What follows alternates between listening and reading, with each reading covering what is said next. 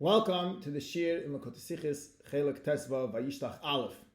This Sicha, the Rebbe explores the Oymik Pshat, not only of a particular Rashi, but really through the entire story of Yakov and Eisav, in particular Yakov's preparations for seeing and for meeting up with Eisav, and across many different points, understanding the Pshat of this story, doing so through a particular Rashi.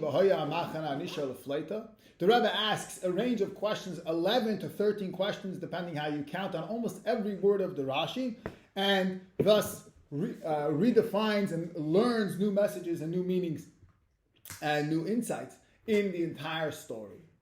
In order to understand the Sikha, though, we really have to revisit the entire timeline and the story of Yakov and Eisav. So let's do that together.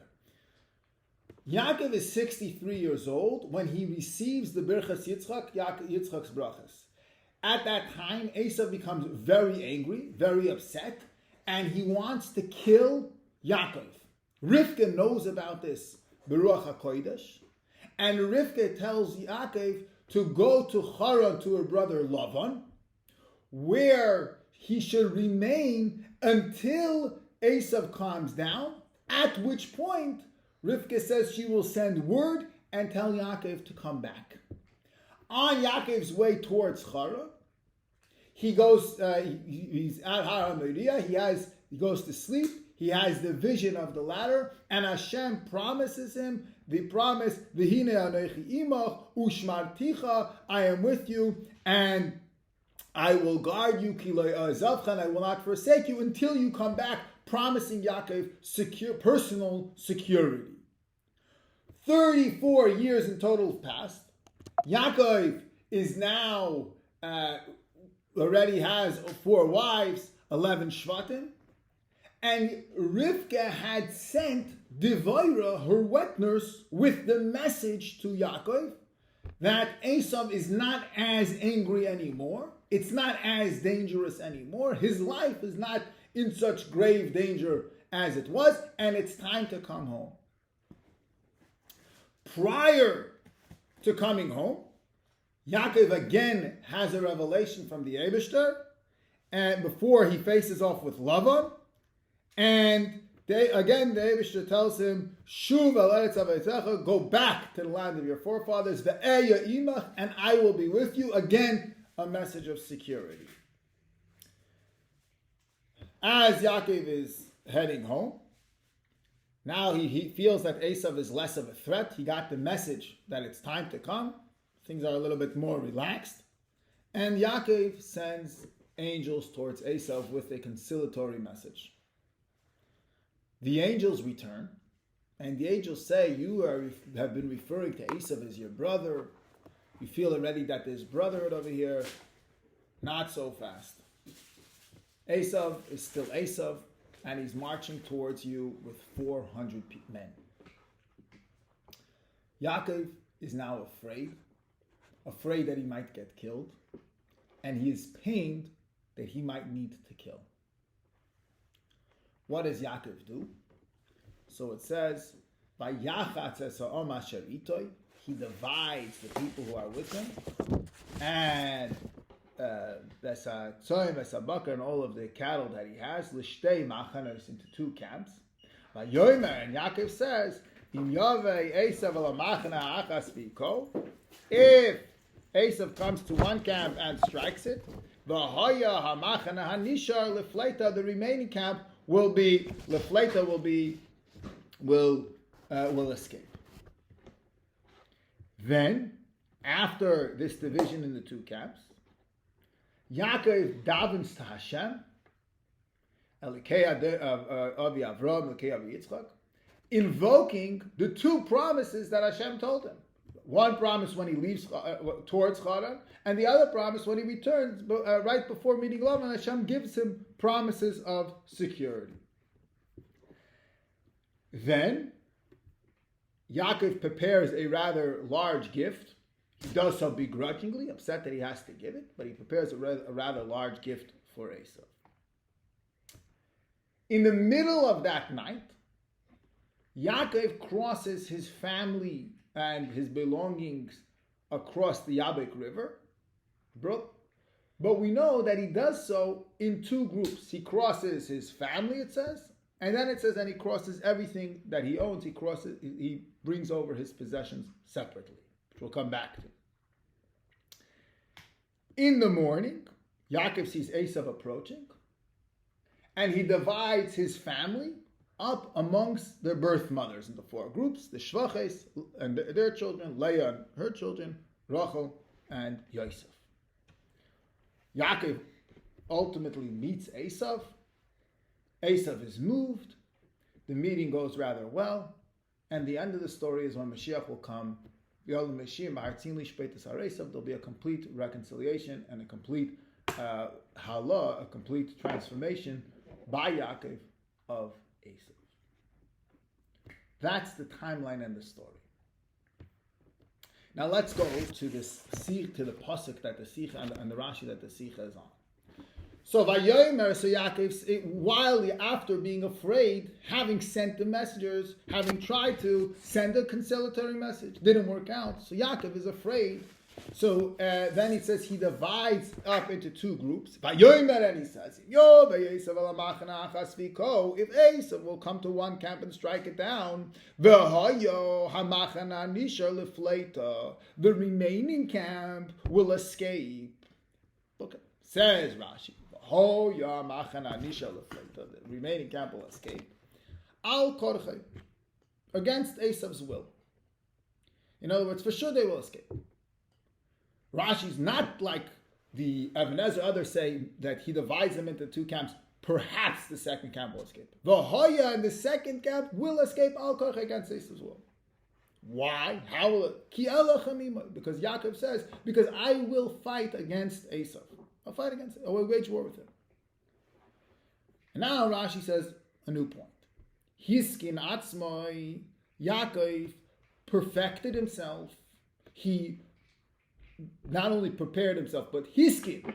He actually was misakin himself. He corrected himself. He perfected himself for three matters. L'doirai, for appeasement and for giving a gift. Doirai literally means giving a gift. B'tfila, for prayer. U'lemilchama, and to wage war with Eisav.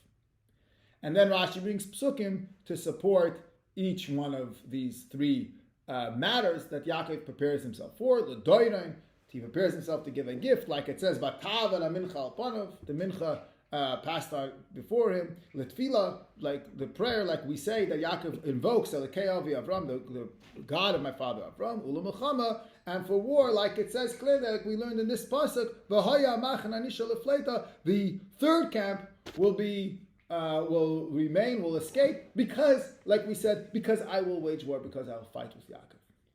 Like I said, the Rebbe asks questions on almost every single word in this Rashi. There is 11 questions, plus other questions, suggested answers, and questions on those. So we're not going to go into all of these questions, but let's just go into a couple of them. The general three kind of general groups, categories of questions. Number one, why is this Rashi altogether? The second camp will be escape. So Rashi says, Al korche, against Eisav's will, because I will fight with him. Because you'll fight with him, will surely escape. What is Rashi saying? How does Yaakov have the assurance that it's going that because he will wage war, they're going to escape? How is he so sure? Number two, what's the connection of the second half of Rashi? Yaakov prepared for three eventualities. What is it all about? Why is it connected to the beginning? Why?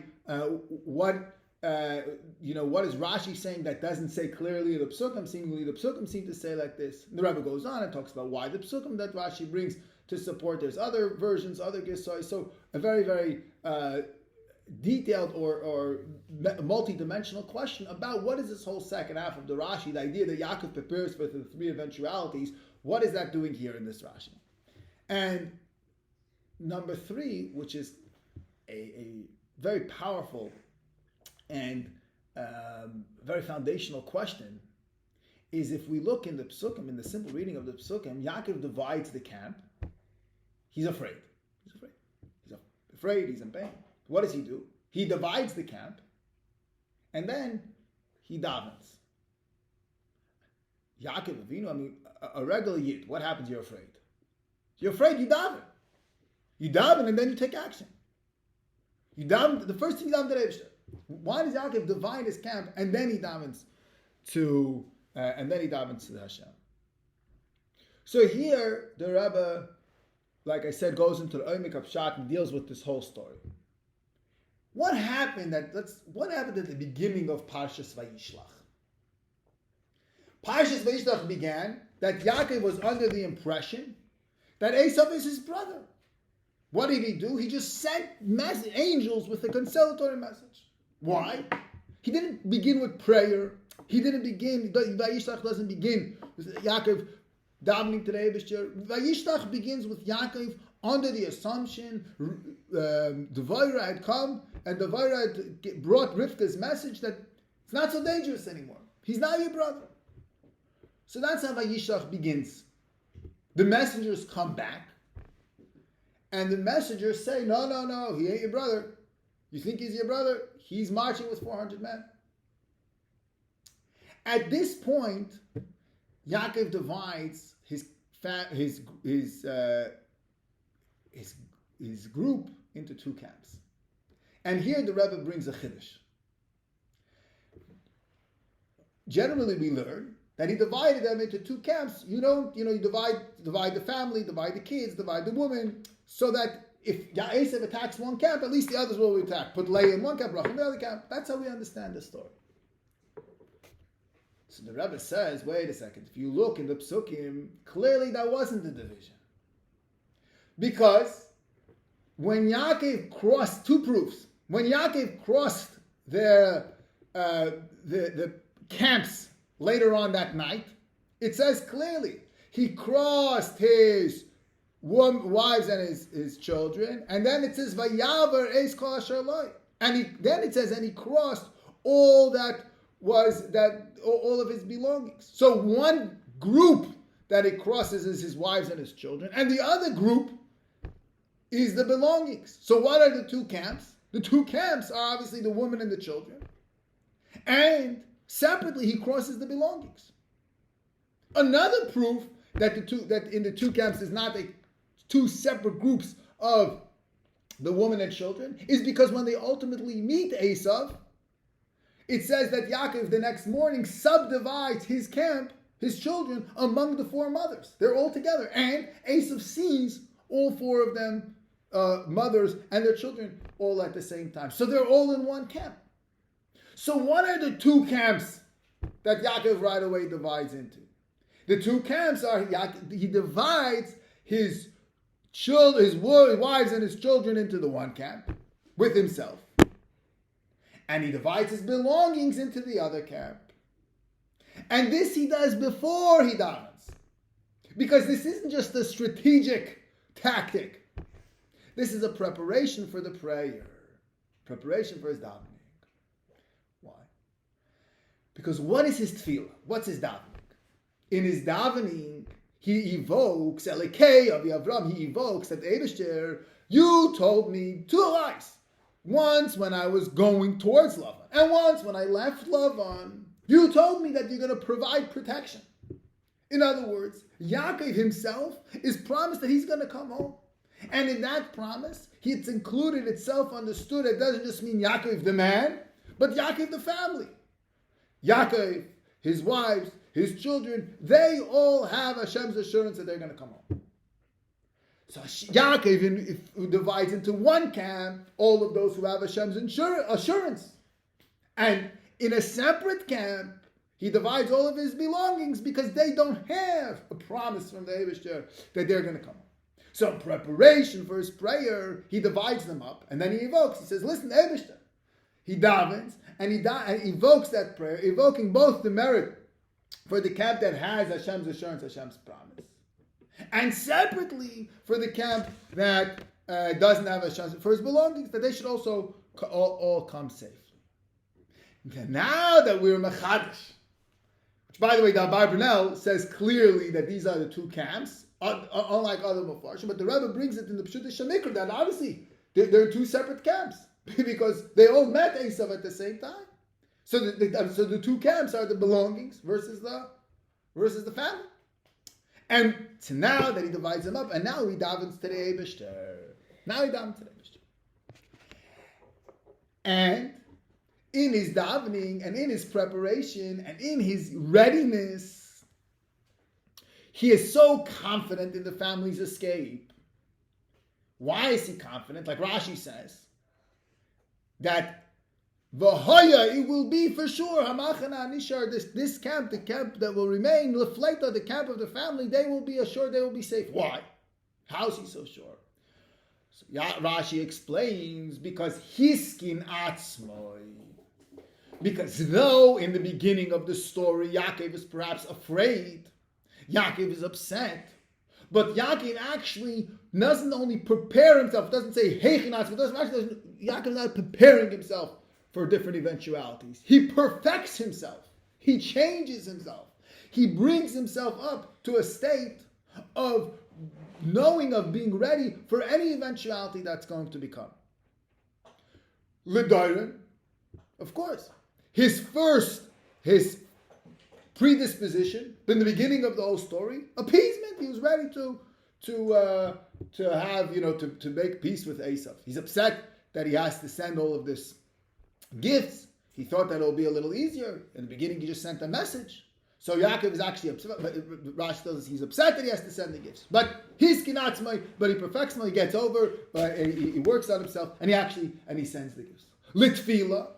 He prepares himself for tefillah. Yes, he's somewhat afraid. Yes, Yaakov has this sense of Shema Yigre Machet. Maybe because of the Chet, I'm not deserving anymore. But again, Yaakov perfects himself. He strengthens himself to have the confidence in the two haftachas and the two promises that Hashem gave. And even if his tefillah is answered in such a way that he will have to go to war, because sometimes we're delivered in supernatural ways. Sometimes we're delivered in ways that we have to go through the natural, we have to go through war. Even if he's going to have to go to war, l'milchama, even though naturally Yaakov is afraid of war, Yaakov is pained by the prospect of having to kill.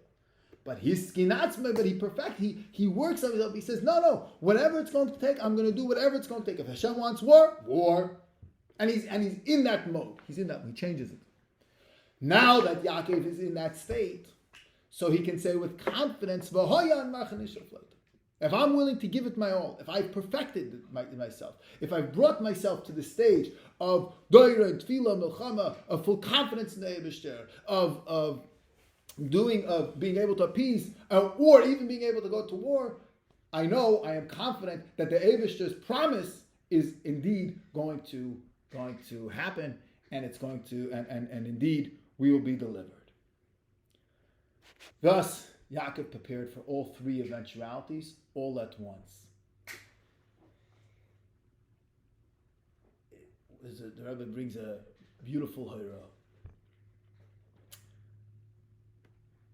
Tzemach Tzedek says that when you go to war, you have to gang up against the enemy.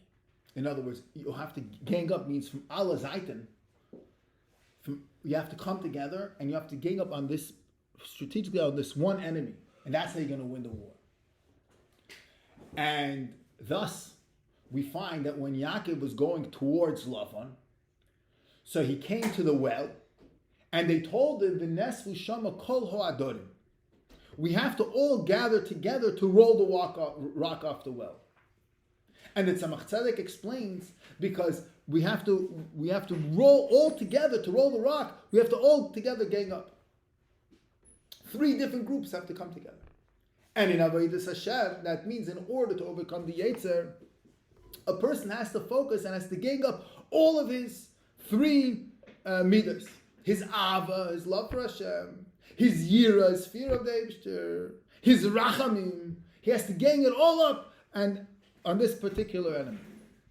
So just as Yaakov gets this message as he prepares to meet Lavan, he gets the message of ganging up.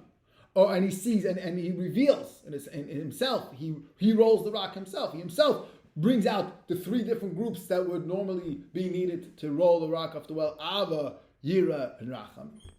So too, when it comes to meeting Eisav, Yaakov gangs up. He lifts himself. He prepares for all three eventualities at the same time. He prepares for the eventuality of chesed, of being kind, of being compassionate, of being giving, of diplomacy, of gifts. He prepares for the eventuality of gvura, of war. Prepares for racham. He prepares his divine connection. And though it is very, very hard, almost impossible, conflicting emotions, but he perfects himself. He lifts himself up from being in a certain state, in a certain stage of emotion. And rather, he is fully prepared. And the Rabbi, and the message, of course, is that when we are out and we want to save the Yid, every Yiddish child, we can't go just with one kav, with what comes natural to us or what looks right to us. But hiskin atzmei, we need to perfect ourselves, we need to lift ourselves up, we need to gang up, and we need to be committed to reach that point that whatever emotion it will take, whether we'll take our chesed, whether we'll take our rachamim, whether we'll take our gvura, we're all there. And thus, Yaakov goes with great confidence towards meeting Eisav, and indeed we can be confident in our ability to meet the challenges of the Yetzer Hara, and of course to meet his call to bring every Yid home.